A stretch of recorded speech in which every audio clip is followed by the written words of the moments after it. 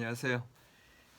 다니엘과 묵시문학 이제 6번째 주 강의에 이제 들어가게 됩니다. 다음 주에도 여러분들 7번째 주 오프라인 만나길 원하는데 어떻게 될지는 모르겠습니다.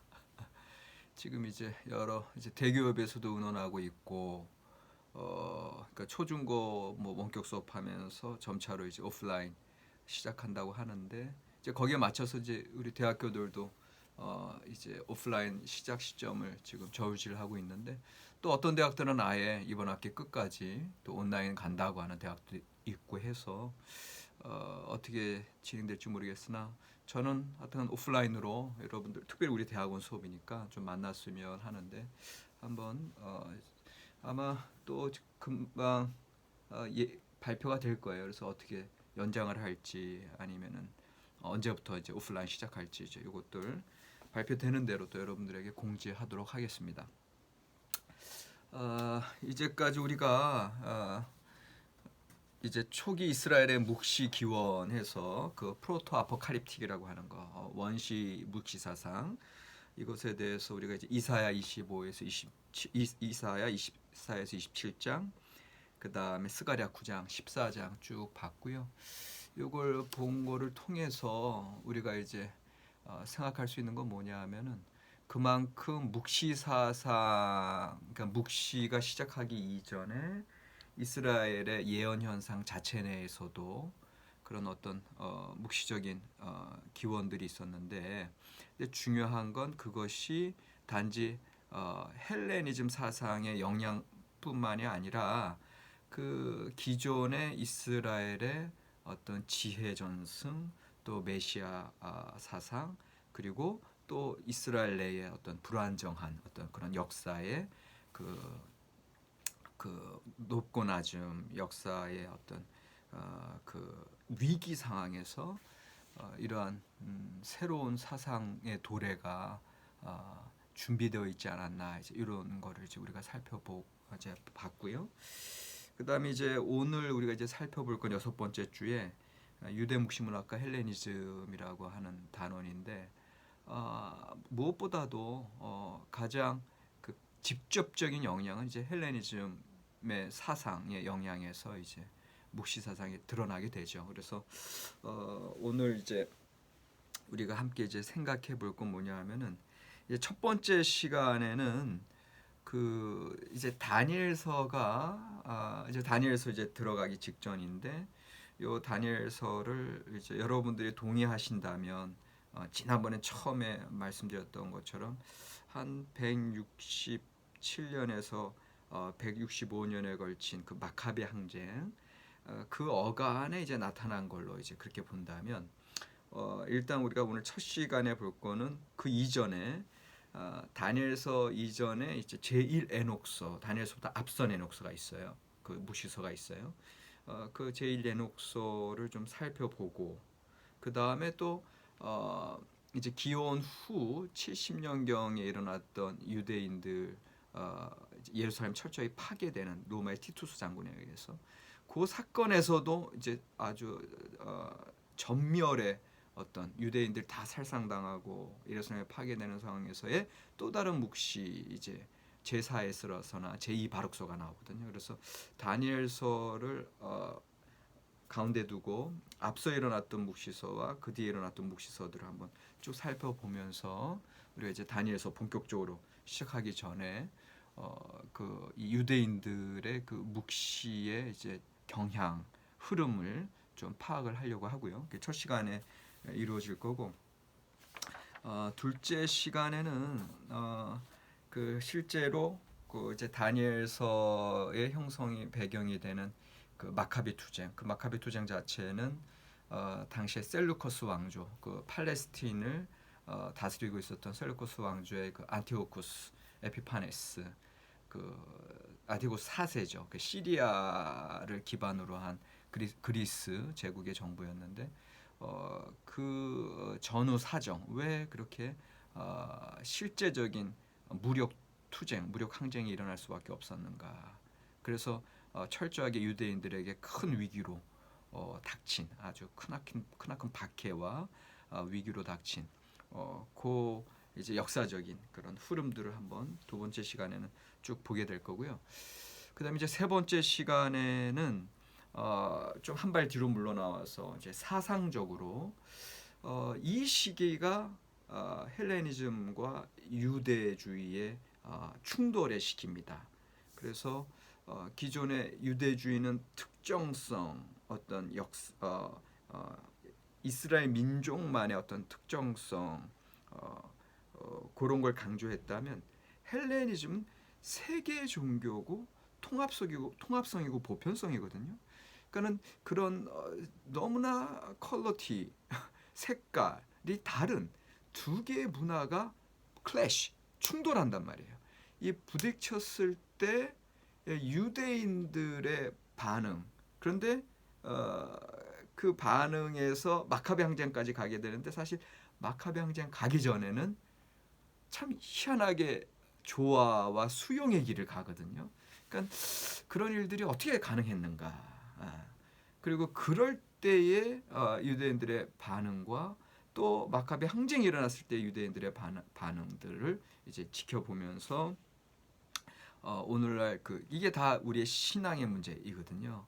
그러니까는 문화와 다른 이제까지 내가 생활해왔던 나의 신앙의 문화와 이 세상의 문화가 충돌했을 때 우리가 어떠한 반응을 보이며 또 어떠한 길로 가는 것이 하나님의 뜻에 합한가, 이제 이런 거를 오늘 한번 쭉 생각을 해 보려고 합니다. 그래서 이제 첫 시간 그 다니엘서 이전에 나타났던 그 제1 에녹서 좀 보고, 그 다음에 기원 후에 이제 그 초기 기독교 이제 교회 시대거든요. 그때 나타났던 묵시서, 또 다른 묵시서, 특별히 제4 에스라서를 중심으로 볼 텐데, 이런 것들을 한번 보면서 다니엘서를 공부하기 전에 그럼 그 선이해를 좀 묵시의 문학에 대한 선이해를 좀 하려고 합니다. 자, 여러분들 교재, 이제 우리 교재 73쪽을 보시면 73쪽 헬레니즘의 도전과 묵시 문학의 반응이다, 이렇게 나옵니다. 그러니까는 이 제목에서도 여러분들 바로 느낄 수 있듯이 이 묵시 문학은 새로운 문화, 새로운 신앙, 그런 도전 앞에서 제가 옛날에 얘기했어요. 생존의 수사, 옛날 서영원 원장님이 말씀하신 그런 신앙의 생존을 위해서, 삶의 생존을 위해서 새롭게 도단하는 그러한 어떤 신앙적인 꽃이다. 그런 묵시문학이 그렇게 이제 볼 수 있거든요. 자, 73쪽에 묵시 사상이 본격적으로 등장하게 된 때는 팔레스타인이 알렉산드로스 대왕의 수중에 넘어간 기원전 333년 이후다. 그래서 이제 알렉산더 대왕을 얘기하죠. 히라버 발음이 알렉산드로스로 해서 이제 히라버 발음으로 여기 책에선 가고 있는데, 이때부터 일기 시작한 팔레스타인의 헬라와 헬러나이제이션, 오늘 이제 헬레니즘과 유대주의의 충돌에 대해서 쭉 전체 관념 그렇게 흘러가요. 그 헬라화라는 새로운 도전이 묵시적 세계관을 낳게 하는 정황이다, 분명하게 말씀하고 계시고요. 헬라 로마 시대 유대주의를 이끌던 시대 정신은 묵시 사상이었다. 묵시적 사유는 그 당시 다양한 유대인들의 사고와 삶을 이끌던 포괄적이고도 역동적인 시대 사주였다, 이렇게 나와요. 그러니까는 여러분들 벌써 이 책을 보면은 헬레니즘과 유대주의의 충돌 속에서 나타난 것 여러 가지 오늘 제가 말씀드릴 거예요. 그 중에 이제 제일 대표적인 게 이 묵시 사상이다, 묵시 문학이다. 요거를 지금 말씀하고 계십니다.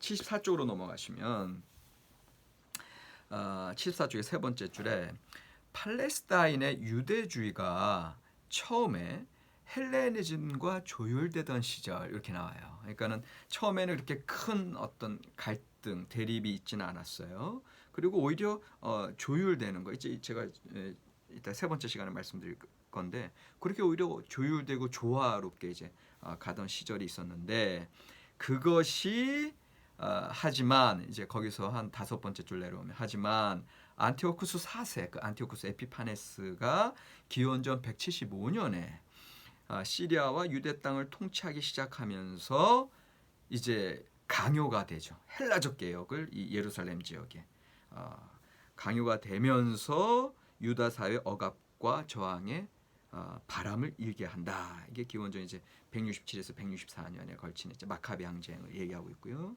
유대 묵시문학은 이때 일어난 억압과 혼란과 폭력에 대한 문학적 반응이다. 이렇게 나오고 여기서 대표적인 게 이제 다니엘서가 되겠습니다.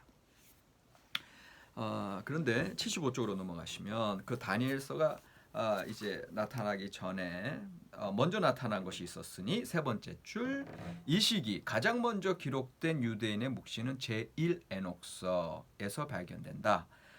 쿰난 사해동굴 쿰난에서 발견된 기원전 3세기의 것으로 추정되는 에녹의 저자에 관한 아람어 단편은 현존하는 유대 묵시 문학 가운데 가장 오래된 것을 제1 에녹서 천사의 책과 에녹의 청문학이라 보게 한다. 이렇게 나와 있어요. 그래서 여기서는 에녹이라고 하는 건 여러분들 아시다시피 그 대홍수 이전에 하늘로 들려 올라간 하나님과 평생 동행했던 창세기 5장 24절에 그 의인을 이야기합니다.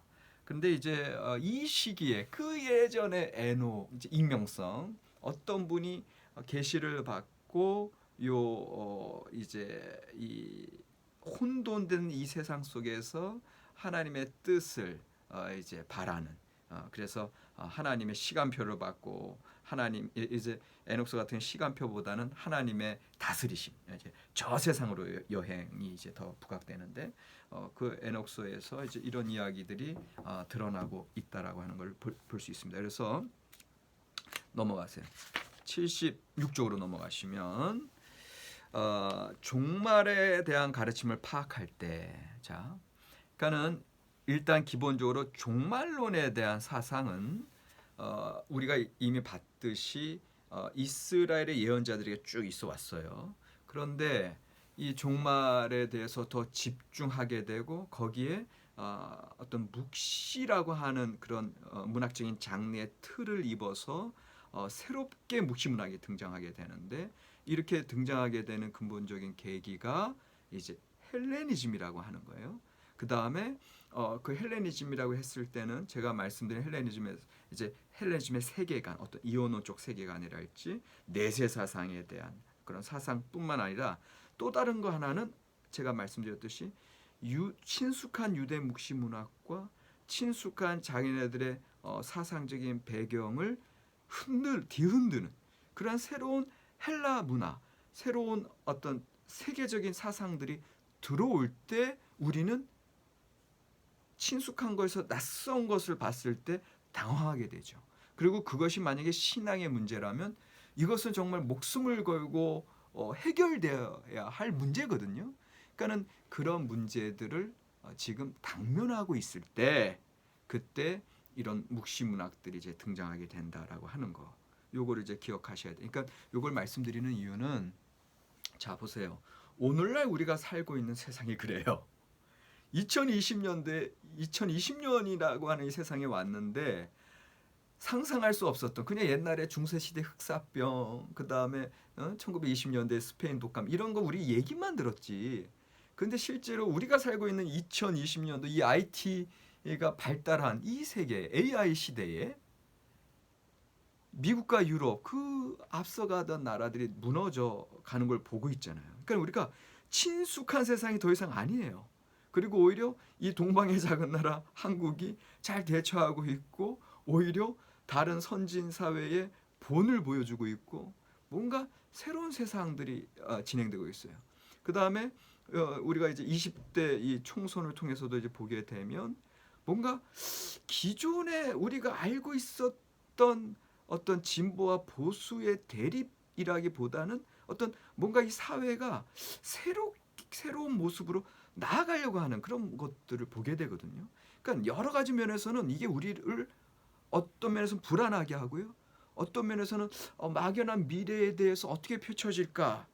그러니까는 이게 문화가 점차로 변화되어져 가는 그러한 시점에 있는 거예요. 그러니까 참 이상해요. 제가 이제 그런 거 계획 그런 것도 뭐 생각지도 않고 이 다니엘과 묵시 문학을 이번 학기에 이제 개설하게 되었는데 마침 이런 문화의 위기 상황, 그러니까는 뭐 아주 큰 우리에게 막 다니엘서의 배경이 되는 그 마카베 항쟁, 목숨과 또 박해 상황, 이제 그런 아주 절대적인 극심한 상황은 아닐지라도, 그러나 어떻게 보면 여전히 그 전체적인 그림에 있어서는 오늘 우리가 지금 피부로 와닿지는 않지만 실제적으로는 그런 위기 상황, 혼돈 상황에 처해져 있어요. 그러니까 이런 상황에 있는 우리들에게 이 묵시 문학의 가르침은 새로운 방향을 제공해 줄 수 있다. 그런 면에서 이제 오늘 또 이제 우리가 요 강의를 좀 집중해서 들어야 될 이유가 있습니다. 자, 그 76쪽에 그 제1 에녹서 중에 제일 잘 알려진 두 개의 이제 두 부분이 나오는데 네 번째 줄, 76쪽 네 번째 줄, 하나는 파수꾼 또는 타락한 천사의 이야기다. 이게 제1 에녹서 6장에서부터 11장이고요. 또 다른 하나는 에녹이 하늘로 올라가서 땅 끝까지 가는 여행 이야기다. 이게 이제 제1 에녹서 12에서 36장입니다. 이 첫 번째 타락한 천사들 파수꾼 이야기는 어디로부터 모티프를 받아요? 창세기 6장. 창세기 6장 1절로 4절에서 그 하늘의 천사들이 인간 딸의 아름다움을 보고 내려와서 이제 관계에서 네피림이라고 하는 그런 거인족을 낳는 장면이 나오죠. 제1 에녹서는 이 이야기를 가지고 하나님이 지으신 땅에 죄가 퍼지는 과정을 설명하기 시작한다, 이렇게 돼 있어요. 그래서 이 책에 나온 것처럼 그 에녹서도 아담과 하와 이야기를 알고는 있으나 죄의 기원을 아담과 하와로부터 보지 않고 바로 요 초자연적인 악마적인 힘이 사람의 행실에 영향을 끼치면서 생겨나게 되었다, 이렇게 나와요. 이 책에 타락한 천사들이 인류에게 가져서는 안 될 지식을 심어 주었다는 것이다. 그러니까 하늘에서 내려온 그 타락한 천사들, 인간의 여자와 관계에서 네피림을 낳게 한 그 타락한 천사들이 인류에게 마법과 주문을 가르치고 뿌리와 나무를 베는 것을 보여 주었다는 것이다, 이렇게 돼 있어요. 그래서 77쪽 넘어가세요. 77쪽에 넘어가면 이 땅에 악이 팽배한 것은 타락한 천사가 인류에게 악한 것을 가르쳐 주었기 때문이다.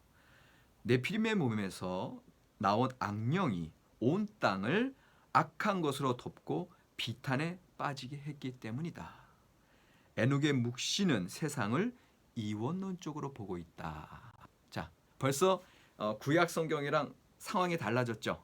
벌써 지금 헬라적인 사상이 들어왔기 때문에 이원론이 가능한 거고 악령에 대한 게 가능한 거예요. 구약 성경에서는 아직 사탄의 개념, 악령의 개념이 구체화되지 않아요. 그런데 이제 헬라 사상에 와서 헬라 철학 사상 자체가 플라톤의 이데아 사상으로 인해서 영혼, 그다음에 육체의 이원론이 가능하잖아요. 그러니까 그것을 이제 표현할 수 있는 문학적인 도구가 생긴 거죠. 그래서 이 제1 에녹서에서는 이제 이 악령에 대한 이야기들을 하고 있어요. 그래서 이제 77쪽에 그 첫 번째 단락 끝나는 문장에 보면 타락한 천사들, 이제 그들에게 악에게 내릴 심판과 형벌에 관심을 기울이고 있고, 그것이 바로 타락한 천사들을 감옥에 가두고 에녹의 하늘나라 여행이 그들에 대한 심판과 형벌이 이미 정해져 있음을 알게 하는 것으로 나타난다, 이렇게 돼 있어요. 그러니까는 지금 요 교과서에서 왕 교수님이 이제 왜 이런 제1 에녹서가 출연했느냐 이 얘기를 이제 하실 때에는 이미 당시에 새로운 세상 헬레니즘이라고 하는 영향, 그리고 기존의 자기네들 유대인들의 종교 사상이 흔들리던 시절, 분명히 말씀드렸어요. 당시에는 이미 포로기 이후에 돌아온 그 예후드 공동체, 그 제2성전을 건축했으나 여전히 안정되지 않는 사회 속에서 다양한 사상들, 그러니까 기존의 모세 율법 중심의 어떤 계약 사상, 인간공보 사상으로는 이 다양한 이 당시의 세상의 도전들, 그리고 헬레니즘 문화와의 충돌 속에서 이게 다양한 응답들, 다양한 대답들을 찾아보는 시점이라 그랬어요. 그래서 전도서나 욥기의 그 반전통주의 사상도 나오고 또 메시아 사상들이 또 더 그 간절한 열망으로 드러나게 되고 그 다음에 나중에 이제 마카비 이제 물리적인 혁명 사상도 나타나게 되고 그리고 이런 묵시 사상을 통해서 왜 이 세상이 이렇게 혼돈이지? 왜 이 세상이 어둡게 나가는 거지? 아유 오늘날 우리 할머니들 늘 얘기하는 말세야 말세야 이제 그런 얘기처럼 이때 당시에도 말세야 말세 이런 이야기들이 나온다는 거죠. 그런 속에서 제1 에녹서가 나름대로 답을 제공해주고 있는 이제 그런 모습을 보고 있는 겁니다. 그러니까 마찬가지로 여러분들도 오늘날 이 코로나 이전의 세계 또 코로나 이후의 세계가 많이 달라진다. 이제 많은 지금 사회학자들 전문가들이 이야기하고 있는데 이런 시점에 여러분들 2020년에 서 있으면서 여러분들 또한 기존의 기독교 사상이 이 세상에 대답하지 못하고 왜 기독교라고 그렇게 놀림을 받고 물론 이런 것도 다 이제 악한 사탄의 그런 우리들을 향한 그런 공격이지만 그럼에도 불구하고 여전히 우리 자신도 무조건 그렇게만 판단할 것이 아니라 기존의 기독교가 온전히 행하지 못한 모습들 그리고 나 자신이 늘 하나님 앞에 회개한다고는 하지만 하나님 앞에서 온전한 삶을 살아가지 못하는 모습들 그 속에서 정말 새로운 기독교의 정신은 무엇일까? 십자가의 정신은 늘 분명하지만 이 십자가의 정신을 우리의 삶 속에 실천하는 모습은 어떠해야 될까? 이걸 끊임없이 고민하셔야 된다는 거죠. 이게 신학적인 반성인데 이것이 오늘 제1에녹서에서는 어떻게 펼쳐지냐 했더니 78쪽에 보니까 제1에녹서에서 에녹은 의로운 서기관으로 소개되고 있고요. 이 타락한 이 세상 속에서 한탄하고 이 안타까워하는 그를 이제 어느 날 하나님께서 바람으로 태워서 그를 하늘에 들어 올리는 장면. 이게 78쪽에 다 나오고 있어요. 그러면서 오히려 새로운 사명을 받아요. 그래서 이제 중간쯤에 보니까 이제 타락한 천사들에게 이제 에녹이 이제 메신저 역할, 중재하는 역할을 해야 돼요. 사람의 딸들을 아내로 맞아 자식을 낳지 말고 영적이고 거룩하며 영원히 살아있는 생명으로 남아 있어야 한다라고 전하라고 하는 그런 사명을 받는다. 그러면서 에녹의 지위가 사람에서 천사로 격상되는 것에 주목하자. 에녹의 직업이 의로운 서기관이기에 이런 하늘 궁전에 들어가서 하나님의 말씀을 받아서 전달하는 그런 중재자가 되게 한다 이렇게 나오고요. 그 다음에 그 단락의 끝 문장에 보니까 에녹의 지위가 사람에서 하늘 법정의 증인으로 상승하는 것은 인류의 생존을 위한 새로운 가능성을 제시한다. 이제 이런 얘기가 나오고요. 그러면서 이제 에녹의 여행에 대한 거 17장에서 시작되어서 그가 땅 끝까지 여행하는 동안 천사의 인도를 이제 받는 거 쭉 설명이 되고 있고요. 그러면서 이제 79쪽에 오시면 79쪽 한 5번째 줄에 에녹이 본 하늘나라는 타락한 천사들이 퍼뜨린 죄악으로 얼룩진 부정한 이 땅과는 너무나 크게 대조된다. 그러니까 저 세상으로 여행해서는 질서 있는 세상을 보여주신다 그랬잖아요. 그래서 오히려 그 모습을 봤을 때 이 땅에서 눈에 비춰지는 현상을 전부라고 단정 지을 필요도 없고 말세야 말세야 이 세상들 왜 이렇게 앞으로 우리나라는 어떻게 돼? 그렇게 단정 지을 필요도 없고 우리 눈에 감추어진 그곳에서 모든 것이 제대로 이루어지고 있다. 오히려 하나님의 섭리와 하나님의 뜻 가운데 그래서 심판의 장소는 이미 예비되어 있고 정의가 궁극적으로 승리할 것이며 이를 위해서 박해를 견디는 자들에게 참된 보상이 주어지리라. 장차 도래할 심판의 날을 고대하라. 최후 승리가 주어진다. 이렇게 이제 제1에녹서에서 이야기하고 있다라고 하는 거. 자, 여러분들 여기까지 보니까 저는요 이게 참 재밌게 교재 이제 쭉 보면서 너무나 욥기와 유사해요. 제가 이제 욥기 전문가라 한 7가지 점에서 욥기와 유사한 점을 제가 발견했는데 이제 첫 번째는 뭐냐면 일단 고통의 상황이잖아요.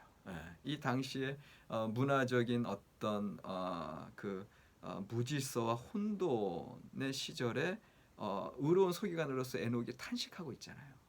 욥과 마찬가지야. 고통의 상황에서 탄식하고 있는 거 첫 번째. 그 다음에 두 번째는 의인이었다고 하는 거. 욥도 의인, 에녹도 의로운 서기관 그 같고. 그 다음에 세 번째가 바람에 들어올려서 하늘에 닿게 된다. 그런데 그 욥기에도 보면은 바람으로 들어올려서, 그러니까는 참 재밌어요. 이게 이제 반전인데 욥기에 반전 현상이 많이 나타나는데 욥이 탄식하는 부분에서 몇 장 몇 절인지 제가 지금 정확히 기억 안 나. 제가 논문을 이제 성경 원문 연구에 쓴 게 있는데 하나님이 나를 바람으로 들어올려서 나를 다시 이 구덩이에 박히게 하는구나. 그렇게 탄식했지만 실제로는 하나님이 나타나셔가지고 그를 바람으로 들어올려서 모든 세계 우주의 구조를 다 보여주시는 거거든요. 제가 지난번에 말씀드렸듯이. 그러니까는 왜 하나님의 폭풍우가 가운데 나타나시죠. 욥기 38장에 세아라. 그 세아라 폭풍우는 욥을 들어올리는 지혜의 영이에요. 지혜의 바람이에요. 그래서 그것으로 다 보게. 그러니까 그런 면에서 에녹이랑 같은 거 세 번째. 그다음 이제 네 번째는 에녹의 지위가 격상된다 그랬잖아요. 하늘의 궁정에 들어간다. 마찬가지로 이 욥기에서는 그렇게 드러나지 않지만 제가 또 욥기 논문 쓴 것 중에 하나가 옛날에 구약 논단에서 쓴 것이 욥이 분명히 욥기 1장에서 어떻게 시작해요? 하나님의 아들들의 회의에 사탄도 있더라 하면서 하나님이 회의 주재하는 거 있잖아요. 근데 나중에 사탄이 안 나타나죠. 네. 처음에 그러니까는 욥기가 1장, 2장이 나중에 42장. 그러니까는 욥이 고통당하고 이제 그런 모습들이 나중에 42장에서 이제 다 빼앗겨 버렸던 재물들이 더블로 축복받는 걸로 끝나는 게 이제 숨이 쌍관인데 그럼에도 불구하고 사탄이 1장에 나타나는데 끝장에 안 나타나잖아요. 근데 그 하나님의 말씀 가운데 보면 어느 순간 제3자에게 얘기하시는 게 이제 41장에 쭉 나타나거든요. 그 3자에게 얘기하는 것 자체가 바로 하늘의 천사들, 하늘의 궁정이에요. 욥은 지금 그 하늘의 궁정에 있어요. 이러면서 네 번째 유사성이 있고요. 다섯 번째 유사성이 지금 하늘의 궁정, 하늘의 법정이거든요. 하늘의 법정에서 그 이제 타락한 천사들에게 이제 에녹이 이제 그렇게 얘기할 것을 하나님이 지시하시고 그래서 어떻게 보면 하늘 법정의 증인으로 나타나는 게 에녹인데 욥도 계속 친구들과의 탄식 가운데 뭘 얘기해? 신인 법정 소송을 얘기하잖아요.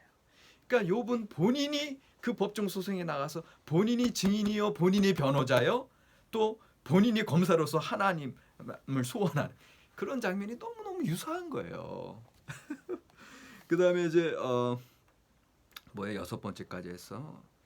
어쨌든 끝으로 여섯 번째가 뭐냐면 제가 욥기를 기존의 주석가들이랑 달리 욥이 회개하나이다 탄식하고 회개하나이다 42장 6절에 제가 티끌 가져간 회가 그게 아니라 그랬죠. 제가 이제 본문 비평적으로 그것도 이제 논문 썼는데 그 본문 비평 가운데 오히려 제가 티끌과 죄에 관한 생각을 달리하겠습니다 하면서 암만 부족한 티끌만도 못한 존재이나 하나님의 형상 따라 지음받은 존재임을 베헤못과 리오야단의 그 비전을 통해서 깨닫게 되므로 새로운 하나님의 창조의 동역자의 사명을 받았다 그랬잖아요. 그게 이제 제 욥기 주석의 결과물인데 여기도 에녹이 사명을 받잖아요.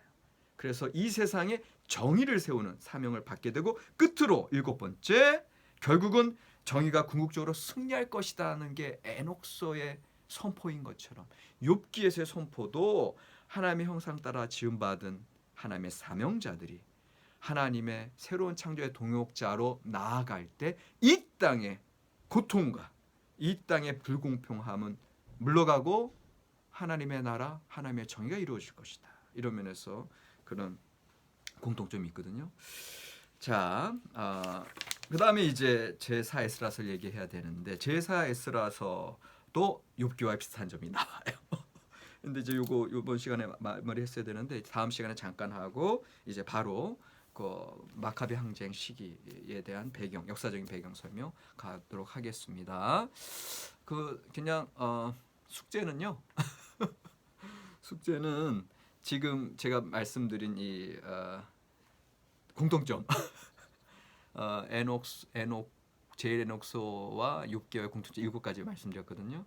근데 다음 시간에 이제 제사 에스라서 얘기할 그 제사 에스라서에서도 6개월 공통점이 있어요. 그러니까는 그 에녹 제일 에녹서와 제일 에스라서가 근데 제사 에스라서는 6개월 공통점이 그렇게 많이 나타나진 않아요. 어쨌든 요거를 6개 공통점 얘기하시면 이게 두 번째 시간 과제랑 첫 번째 시간 과제 같아요. 하나 하시고 그다음에 세 번째 시간에 또 다른 과제하면 과제는 2개만 나가는 걸로 하겠습니다.